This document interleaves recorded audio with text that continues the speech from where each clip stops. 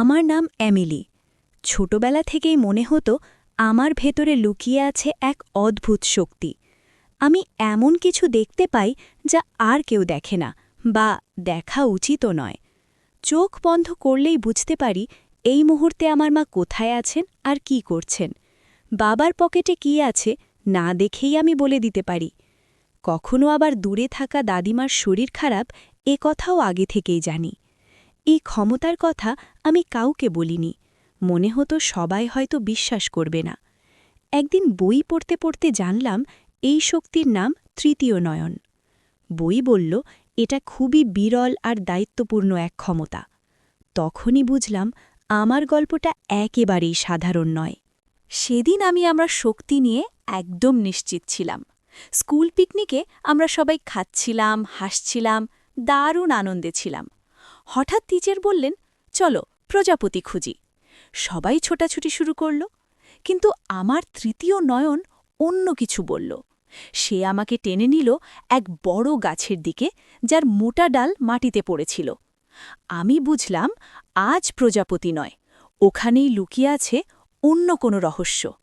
মনে হল আমার তৃতীয় নয়নেই দেখা গেল কত প্রজাপতি উড়তে গিয়ে ছটফট করছে। সবাই একই পরিবারভুক্ত, সুন্দর নীল প্রজাপতি।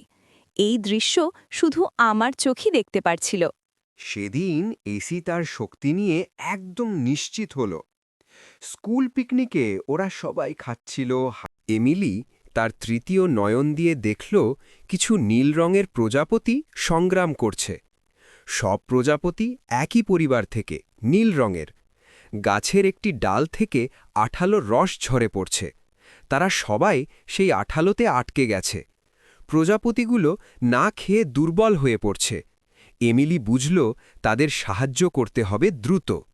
একটা প্রজাপতি উড়ে যেতে চেয়েছিল, কিন্তু আঠালো রস তাকে টেনে আবার ডালের উপর আটকে দিল।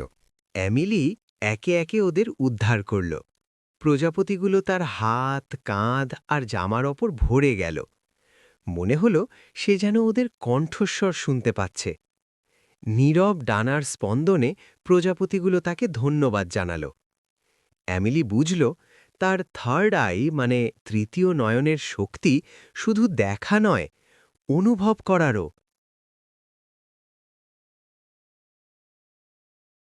ক্লাসে টিচার পড়াচ্ছিলেন, কিন্তু এমিলির মন কোথাও ছিল না। টিচার বললেন, তুমি শুনছ না, খুব গুরুত্বপূর্ণ বিষয় পড়াচ্ছি। এমিলি চুপ করে রইল। রাগ করে টিচার বকুনি দিলেন। এমিলি ধীরে ধীরে ব্ল্যাকবোর্ডের কাছে গিয়ে ফিসফিস করে বলল, আপনি এখনই বাড়ি যান। আপনার বাবা ভীষণ অসুস্থ, তার রক্তে জমাট বাঁধছে, হার্ট অ্যাটাক আসছে।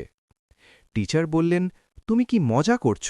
উনি একটু অসুস্থ, কিন্তু এতটা নয়। এমিলি কাঁপা গলায় বলল, ৭০ মিনিটের মধ্যে করোনারি অ্যাটাকে উনি মারা যাবেন। দয়া করে বিশ্বাস করুন, এখান থেকেই অ্যাম্বুলেন্স ডাকুন, আপনার বাবার জীবন বাঁচান। Do you understand the gravity of this situation? Yes, I think so. This isn't a game. People. আমি জানি না। আমার মন বলল। শোনো, আমি খোলাসা করে বলি, তৃতীয় নয়ন একটা দুর্লভ গুণ, কারো কারো থাকে। তৃতীয় নয়ন? হ্যাঁ, কিন্তু ব্যাখ্যা করেন। তৃতীয় নয়ন চোখ নয়, এটা মনের গভীর শক্তি। এটা আমাদের মনোযোগ আর অনুভূতিকে একসাথে জাগিয়ে তোলে। যে মন ভালো করে শুনতে ও ভাবতে পারে সে আগেই ইঙ্গিত পায়। ছোট ছোট লক্ষণ সাধারণ চোখ এড়িয়ে যায়। তৃতীয় নয়ন সেই লক্ষণগুলো ধরতে শেখায়। ভয়, আনন্দ আর কষ্ট সব অনুভূতি সে পড়তে পারে। তাই ভবিষ্যৎ দেখা নয়, এটা আগাম বোঝার ক্ষমতা। এই কারণেই তৃতীয় নয়ন আগে থেকেই দেখতে পারে। তৃতীয় নয়নওয়ালা শিশুটি শিক্ষিকাকে বলল, অনুগ্রহ করে স্কুল ১ ঘন্টা বেশি চালান। সে জানালো ৩০ মিনিটের মধ্যে ভয়ানক শিলাবৃষ্টি আসবে। শিক্ষিকা প্রথমে অবাক হলেও কথা শুনে নিলেন। সবাই নিরাপদে ক্লাসরুমেই রইল। ঠিক ৩০ মিনিট পর হঠাৎ আকাশ ভেঙে শিলা পড়তে লাগল। তখন সবাই বুঝল তৃতীয় নয়ন সত্যিই আগাম দেখতে পারে। ভুলে যেও না সাবস্ক্রাইব করতে। মনে রেখো, প্যান্থেরা বেবি।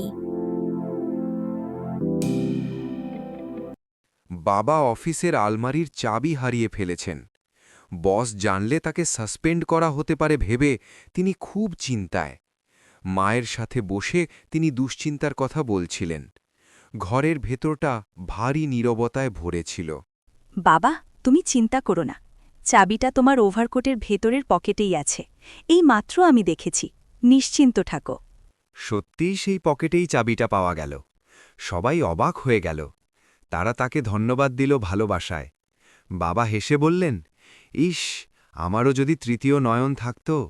তৃতীয় নয়নের মতো আগাম দেখতে বা বুঝতে হলে প্রথমে মন শান্ত রাখতে হবে। প্রতিদিন ধ্যান বা চিন্তার সময় নিতে হবে, যাতে মন পরিষ্কার হয়। প্রকৃতি, মানুষ ও ঘটনা ভালো করে লক্ষ্য করা শিখতে হবে। অভ্যাস করতে হবে নিজের অন্তর্দৃষ্টি বা ইনটুইশনকে বিশ্বাস করা। ভালো কাজ, দয়া ও সততার মাধ্যমে মন আরও শক্তিশালী হয়। ছোট ছোট লক্ষণগুলোকে ধৈর্য দিয়ে বোঝার চেষ্টা করতে হবে। এই সব অভ্যাস মিলে তৃতীয় নয়নের মতো আগাম বোঝার ক্ষমতা আসে। এভাবেই শেষ হল আমিলির গল্প। তুমি তোমার ওই বন্ধুকে শেয়ার করেছো, তাহলে প্রতি শুক্রবার তোমার মুখগোমরা বন্ধুটা এমন করে হাসবে।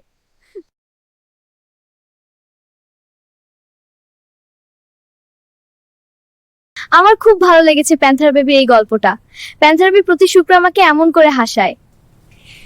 বিদায় দাও, আগামী শুক্রবার আবার দেখা হবে। আর এখন দেখো নেক্সট ফ্রাইডে ট্রেলার্স।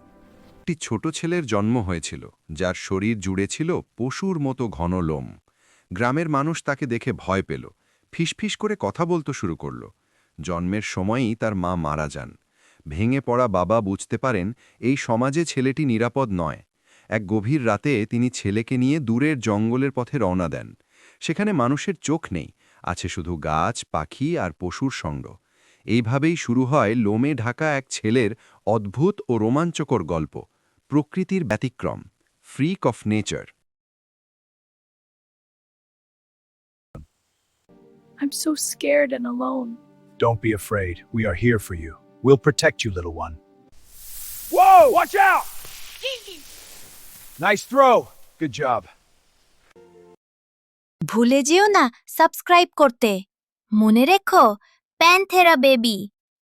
আমরা আবার দেখা করব প্রতি শুক্রবারে।